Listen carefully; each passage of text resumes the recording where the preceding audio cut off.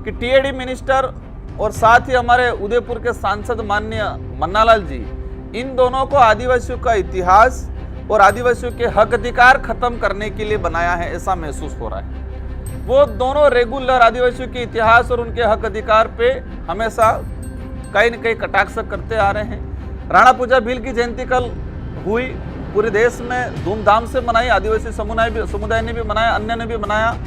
लेकिन जिस तरह से टीएडी मंत्री का कल विवादित बयान आया है, उन्होंने कहा है कि राणा पूजा भील नहीं थे, वो सोलंकी राजपूत वंश थे। एक इतिहास को खत्म करने का काम कर रहे हैं। सबको पता है ऐतिहासिक पृष्ठभूमि के आधार पे उनके वंशज भी हैं, लेकिन जिस तरह से मॉडिफाई करके किसी विशेष संगठन के द्वारा उनको पोषित किया जाता है मानसिक रूप से, और वो ऐसे बयानबाजी करते हैं क्योंकि उनको वोट बैंक का डर है, उनको राजनीति का डर है।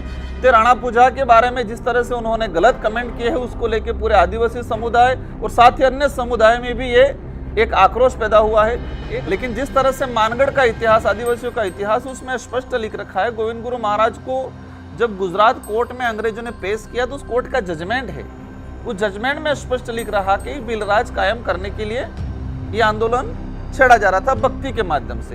तो मन्नालाल जी का न तो इस डूंगरपुर बांसवाड़ा से लेना देना है, न ही उस भक्ति से लेना देना है, और न ही यहाँ का इतिहास जान रहे हैं। लेकिन किसी के इशारे पे ये लोग कहीं न कहीं धीरे धीरे हमारा इतिहास को खत्म करने का काम कर रहे हैं, उनके पार्टी आलाकमान को खुश करने के लिए। बहुत लंबे समय बाद भारत आदिवासी पार्टी की तरफ से प्रेस कॉन्फ्रेंस की जा रही है। हम हालांकि छोटे छोटे कार्यक्रमों में कहीं न कहीं बाइट या कहीं न कहीं बयानबाजी जरूर हो जाती थी, लेकिन लंबे समय के बाद यह माना जाए कि विधानसभा 2023 और लोकसभा चुनाव के बाद पहली बार मीडिया के सामने हम सामूहिक रूप से रूबरू हो रहे हैं। रूबरू होने का मुख्य वजह ये रहा कि जिस तरह से पूरे राजस्थान के अंदर विधानसभा चुनाव से पहले भाजपा ने माहौल बनाया था कि डबल इंजन की सरकार बनाएंगे, और डबल इंजन की सरकार में सारे काम फटाफट होंगे, विकास तेज़ी से दौड़ेगा, एक गति पकड़ेगा, इस तरह से एक माहौल बनाया था। और जैसे विधानसभा चुनाव हुए, राजस्थान के अंदर भजनलाल जी की सरकार बनी और विशेषकर चर्चा में है पर्ची की सरकार। लेकिन सरकार जिस दिन से बनी है उस दिन से सरकार को या सरकार चलाने वालों को समझ में नहीं आ रहा है कि ये हम किस पद पे बैठ गए हैं, इस पद का निर्वहन कैसे करना है। ना तो मुख्यमंत्री जी को समझ में आ रहा है, ना ही उनके जो मिनिस्टर हैं, इन मिनिस्टरों को भी समझ में नहीं आ रहा है कि हम कौन हैं, हमें क्या करना चाहिए। वहीं से हम सीधा हमारे शेड्यूल एरिया पे आ जाते हैं, और शेड्यूल एरिया में हमारे 2 मिनिस्टर बनाए हैं, टीएडी मिनिस्टर बनाए हैं और एक राजस्व मंत्री बनाए हैं। अच्छी बात है कि आदिवासी इलाके से 2 मंत्रियों को बनाया है।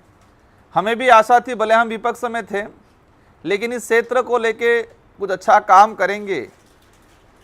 लेकिन आज ये 8-10 महीने होने आ गए, और जिस तरह से उनका जो रवैया रहा है, उनके डिपार्टमेंट के मंत्री कम नज़र आते हैं। ये एज ए पार्टी के प्रवक्ता या पार्टी के कार्यकर्ता के रूप में ज़्यादा काम कर रहे हैं।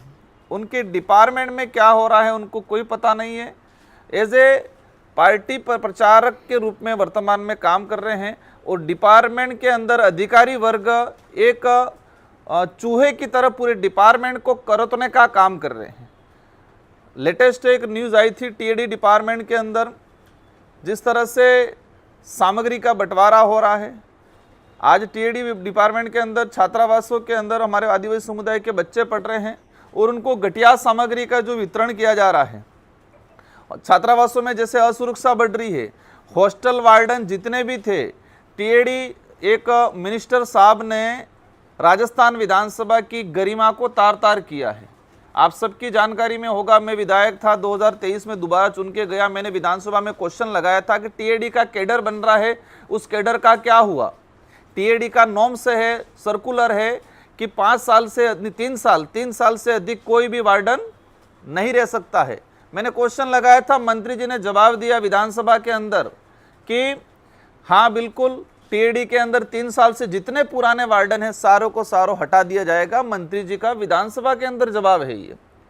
सेकंड, उन्होंने कहा था कि 2 से 3 महीनों में कैडर को पूरा कर दिया जाएगा। कैडर की प्रक्रिया चल रही है और उस कैडर का निर्माण जल्दी किया जाएगा ताकि टीएडी की अलग से वैकेंसी जारी करके भर्ती की जाएगी। एक राजस्थान की विधानसभा, एक सबसे सर्वोच्च, हमारा राज्य का सर्वोच्च सदन के अंदर एक मिनिस्टर एक संवैधानिक पद पे संवैधानिक सभा में ये झूठ बोले हैं कि 3 साल से ऊपर जितने वार्डन थे उनको हटा दिया जाएगा, लेकिन अभी तक कुछ नहीं है। सारों को एक नोटिस दिया गया, फिर दुकान लगाई गई डूंगरपुर जिले में किसी मंत्री, पूर्व मंत्री के घर पे, और दुकान लगाई, वहाँ सारे वार्डनों की लाइन लगी और लाइन लगने के बाद लिफाफे पहुंचे और अब सारा मामला ठंडे बस्ते में चल रहा है। और जो वार्डन, कई वार्डन ऐसे हैं जहाँ डिपार्टमेंट का आदेश ही नहीं है और उस हॉस्टल में जाके वार्डनगिरी कर रहे हैं। मतलब कोई आदेश नहीं है, बिना आदेश के ऐसे वार्डन बन के बैठे हुए हैं आज। मतलब एक ठेके पे डिपार्टमेंट और छात्रावास को ठेके पे देने का काम वर्तमान टीएडी मंत्री जी ने कहा है। एक सोचने वाली बात यह है कि वर्तमान राजस्थान और शेड्यूल एरिया में विशेषकर शिक्षा के क्षेत्र में हालत खराब है, चिकित्सा सुविधा बिल्कुल चरम पे है, बेरोजगारी चरम पे है। पिछले 10 महीनों के अंदर सरकार ने किसी भी विशेष भर्ती या नियुक्ति अभी तक नहीं कराई है, पूर्ण नहीं कराई है, और बेरोजगारी बढ़ रही है बहुत तेजी से। सड़क सुविधा को लेके हर प्रकार की जो सुख सुविधा है उस पर किसी प्रकार का काम नहीं हो रहा है। लेकिन उन लोगों की एक चाल है कि इन सारे मूलभूत मुद्दों से भटकाना है तो वो सीधा धर्म पे और इतिहास पे आ जाते हैं। हमें जहाँ तक लगता है कि टीएडी मिनिस्टर और साथ ही हमारे उदयपुर के सांसद माननीय मन्नालाल जी, इन दोनों को आदिवासियों का इतिहास और आदिवासियों के हक अधिकार खत्म करने के लिए बनाया है, ऐसा महसूस हो रहा है। वो दोनों रेगुलर आदिवासियों के इतिहास और उनके हक अधिकार पे हमेशा कहीं न कहीं कटाक्ष करते आ रहे हैं। तो पार्टी की तरफ से उनको डेप्यूट कर रखा है कि आप आदिवासियों के हक अधिकार और आदिवासियों के इतिहास पे बार बार वार करो ताकि ये इतिहास खत्म हो जाए। देखो, इस देश की आज़ादी में हर समुदाय का योगदान रहा है। इस देश में जितने आक्रमणकारी आए वो हर धर्म, हर व्यक्ति, हर समुदाय का व्यक्ति लड़ा है। उस समय कौन किस जाति का है, कौन किस धर्म का है, उस आधार पे युद्ध में नहीं जाते थे। एक अंदर राष्ट्र भावना थी और लोग इस देश के लिए लड़ते थे, मर मिटते थे। लेकिन जिस तरह से मानगढ़ का इतिहास, आदिवासियों का इतिहास, उसमें स्पष्ट लिख रखा है। गोविंद गुरु महाराज को जब गुजरात कोर्ट में अंग्रेजों ने पेश किया तो उस कोर्ट का जजमेंट है, उस जजमेंट में स्पष्ट लिख रहा कि बिलराज कायम करने के लिए यह आंदोलन छेड़ा जा रहा था भक्ति के माध्यम से। तो मन्नालाल जी का न तो इस डूंगरपुर बांसवाड़ा से लेना देना है, न ही उस भक्ति से लेना देना है, और न ही यहाँ का इतिहास जान रहे हैं। लेकिन किसी के इशारे पे ये लोग कहीं न कहीं धीरे धीरे हमारा इतिहास को खत्म करने का काम कर रहे हैं, उनके पार्टी आलाकमान को खुश करने के लिए। राणा पूजा भील की जयंती कल हुई, पूरे देश में धूमधाम से मनाई, आदिवासी समुदाय ने भी मनाया, अन्य ने भी मनाया। लेकिन जिस तरह से टीएडी मंत्री का कल विवादित बयान आया है, उन्होंने कहा है कि राणा पूजा भील नहीं थे, वो सोलंकी राजपूत वंश से थे। एक इतिहास को खत्म करने का काम कर रहे हैं। सबको पता है ऐतिहासिक पृष्ठभूमि के आधार पे उनके वंशज भी हैं, लेकिन जिस तरह से मॉडिफाई करके किसी विशेष संगठन के द्वारा उनको पोषित किया जाता है मानसिक रूप से, और वो ऐसे बयानबाजी करते हैं क्योंकि उनको वोट बैंक का डर है, उनको राजनीति का डर है। तो राणा पूजा के बारे में जिस तरह से उन्होंने गलत कमेंट किए हैं, उसको लेके पूरे आदिवासी समुदाय और साथ ही अन्य समुदाय में भी ये एक आक्रोश पैदा हुआ है। एक राज चिन्ह, मेवाड़ का राज चिन्ह में स्पष्ट लिख रखा है। एक तरफ भील राणा पूजा की तस्वीर है, दूसरी तरफ महाराणा प्रताप की तस्वीर है। लेकिन जिस तरह से उन्होंने इतिहास को मरोड़ने का काम किया है, उसको लेके पूरे आदिवासी समुदाय में आक्रोश है, और आने वाले वक्त में उनको अवश्य कहीं न कहीं मतलब मुंह की खानी पड़ेगी। एक डूंगरपुर जिले का विशेष मुद्दा है, केंद्र सरकार ने जल जीवन मिशन योजना शुरू की। उन्होंने टारगेट रखा कि 2022 तक घर घर नल पहुंचाएंगे। जल जीवन मिशन शुरू किया और 2022 तक घर घर मिशन पहुंचाएंगे। हम भी समझते हैं कि कोई भी टारगेट होता है, जरूरी नहीं है कि वो उस समय में 2 साल 3 साल लेट भी होते हैं। लेकिन आज 2024 आया, डूंगरपुर जिले में 15% भी घर घर जल जीवन मिशन योजना सफल नहीं हुई है।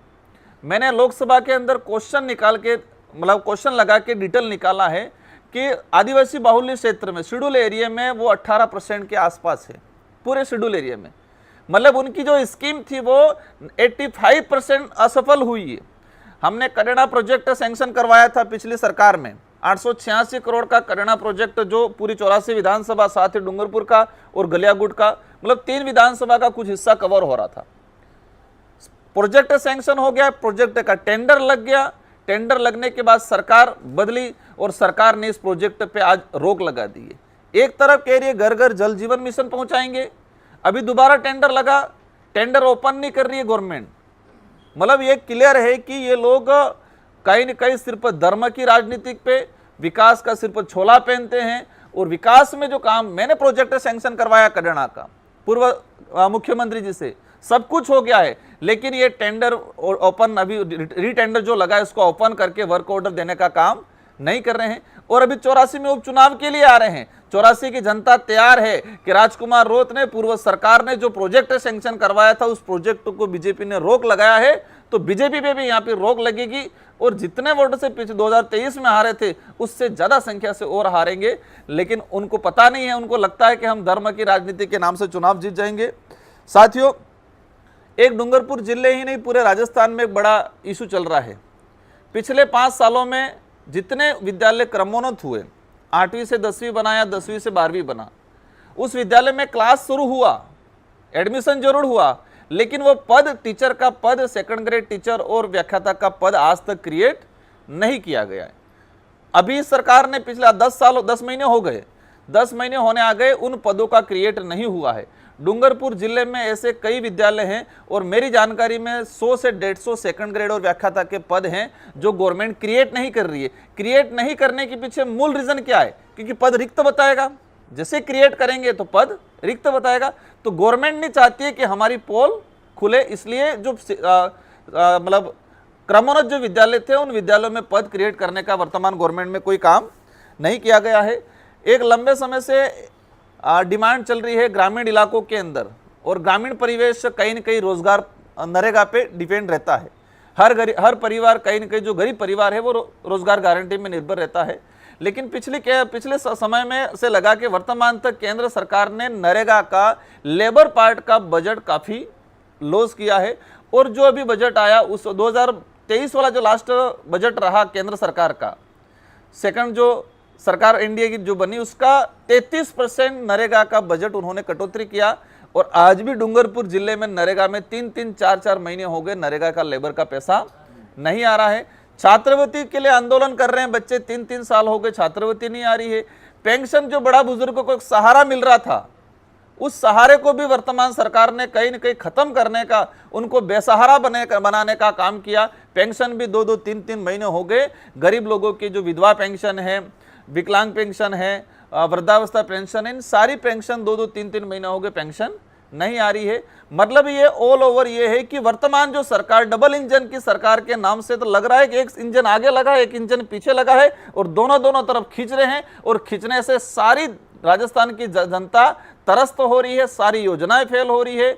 और माना जाए कि आम जो जीवन यापन कर रहा था, वो व्यक्ति भी त्रस्त है, क्योंकि महंगाई बहुत तेजी से इस वर्तमान सरकार में बढ़ी है। इन सारे मुद्दों को लेकर भारत आदिवासी पार्टी समय समय पे आंदोलनरत भी है, समय समय पे संघर्ष भी करते हैं, मुद्दों को उठाते भी हैं। तो हमारा विजन ये रहेगा कि भाजपा उपचुनाव में आ रही है, लेकिन किन मुद्दों पे आ रही है। और उपचुनाव की बात स्टार्ट करते हैं तो भाजपा ने पहले ही हार मान ली है सभी सीटों पे। भाजपा ने पहले ही हार मान ली है, क्योंकि नॉर्म से रहता है कि जो विधायक चुना जाता है और विधायक पद पे रहते हुए सांसद चुनाव लड़ता है, तो उसका 1 साल का बजट रिलीज कर दिया जाता है। राजस्थान के अंदर 5 जगह ऐसे एमएलए हैं जो एमएलए रहते हुए सांसद बने, 1 जगह आरएलपी का, 3 जगह कांग्रेस का और 1 में बीएपी से। तो 5 जगह वर्तमान सरकार ने एमएलए कोटे पे बैन लगा दिया है।